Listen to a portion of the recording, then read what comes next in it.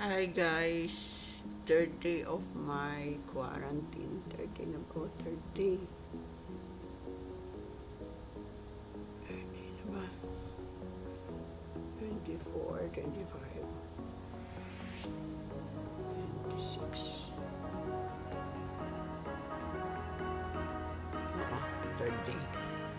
Third day of my quarantine. So ito yung ating breakfast for today. Pero binuksan ko na siya. Wala po. So, dumating siya. Binuksan ko na siya. So, ito yung ating breakfast for today.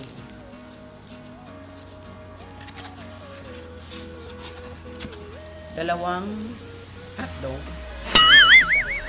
At saka poached egg. Poached egg and then rice again.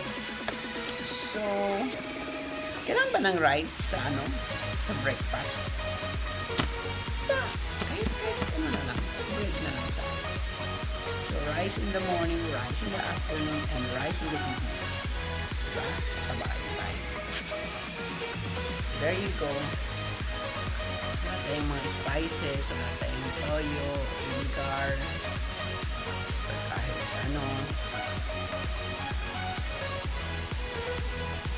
chili sauce, pepper, wala.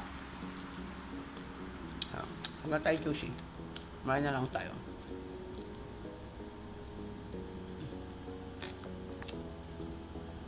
Yung niya, hotdog niya, smoked hotdog. Pala, halal siya. Bismillah.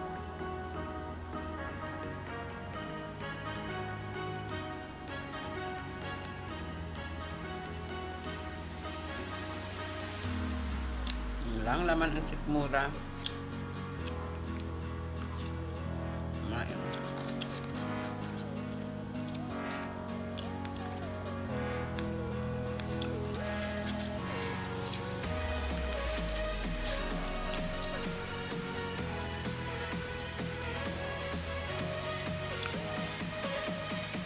Ang gabi, laba. Ngayon, matuyo na siya. Yung ginawa ko. Hindi ko siya sa loob ng aparador. Tapos linak ko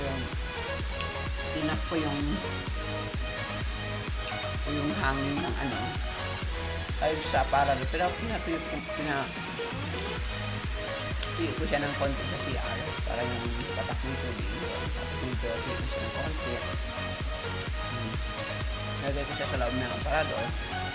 Nagsan ko yung pinto para ma-block yung air ng AC diretso doon sa loob ng aparador. So, nandun sila lahat sa aparador.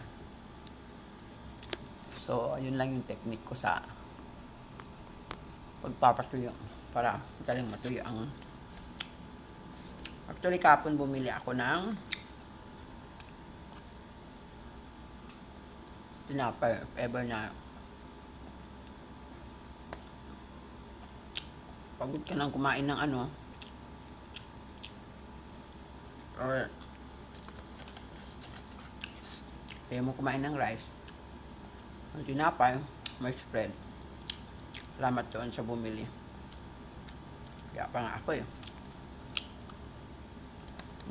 900 lang binigay ko. Ngayon pa rin Ngayon ako gaan ko, gamit ko.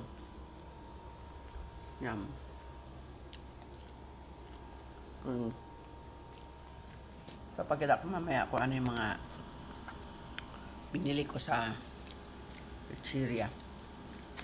So guys, stay tuned kasi magbablog ako tungkol sa mga kailangan kung ano yung mga kailangan gawin bago ka umuwi sa pag sa Doha ka.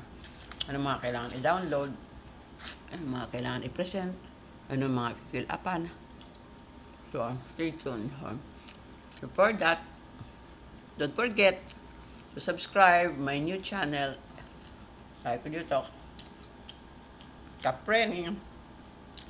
Subscribe nyo para maano nyo yung aking gagawin mamayang video. So, abangan nyo yung aking review mamaya. Thank you.